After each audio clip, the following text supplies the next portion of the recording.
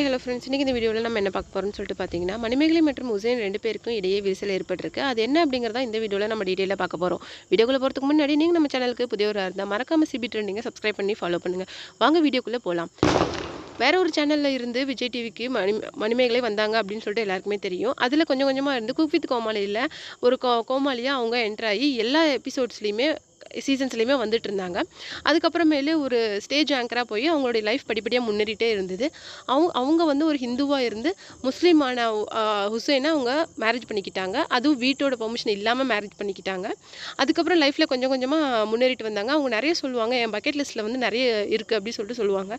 வீடு வாங்கணும், கார் வாங்கணும், லேண்ட் வாங்கணும், ஜுவல்ஸ் வாங்கணும் அப்படி சொல்லிட்டு எங்களுடைய பக்கெட் லிஸ்ட்டை ஒன்று ஒன்றா நாங்கள் டிக் பண்ணிட்டு வரோம் அப்படின்னு சொல்லிட்டு ரொம்ப மணிமேகலை தன்னுடைய விளாகில் சொல்லிக்கிட்டு வருவாங்க. அவங்க வந்து இப்போ புதுசாக ஒரு வீட்டுக்கு குடியேறிடுறாங்க. அதில் வந்து என்ன சொல்லியிருக்காங்க, இந்த பெரிய வீட்டில் எங்கள் 2 பேருக்கும் நடுவில் நிறைய விரிசல் ஏற்பட்டிருக்கு அப்படின்னு சொல்லியிருக்காங்க. அந்த சின்ன வீட்டில் இருந்த சந்தோஷங்களை நாங்கள் ரொம்ப மிஸ் பண்ணுறோம். நிறைய டைம் நாங்கள் அந்த சின்ன வீட்டு முன்னாடி நின்று நிறைய பேசிகிட்டு இருப்போம், ஃபோட்டோஸ் எடுத்துகிட்டு வருவோம். எங்களால் அதை மறக்க முடியல. வீடு பெருசாக ஆக எங்களுடைய விரிசல்கள் அதிகமாகுதோ அப்படின்னு சொல்லிட்டு எனக்கு ஒரு ஃபீலிங் இருக்குது அப்படின்னு சொல்லிட்டு சொல்கிறாங்க.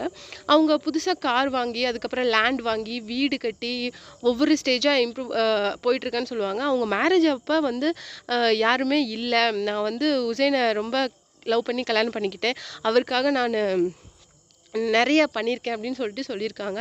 பிகாஸ் அவங்களுடைய ஃபேமிலி சப்போர்ட் இல்லாமல் தான் அவங்க மேரேஜ் நடந்தது. அதை அவங்க நிறைய இன்டர்வியூஸில் ரொம்ப ஃபீல் பண்ணி சொல்லியிருப்பாங்க. அவங்களுக்கு வந்து தன்மானம் தான் முக்கியம் அப்படின்னு சொல்லிட்டு பேசுவாங்க. நீங்கள் இந்த வீடியோ பற்றி என்ன நினைக்கிறீங்க அப்படிங்கிறீங்க? உங்களுடைய கமெண்ட்ஸை கீழே இருக்கிற கமெண்ட் பாக்ஸில் மறக்காமல் கொடுத்துருங்க.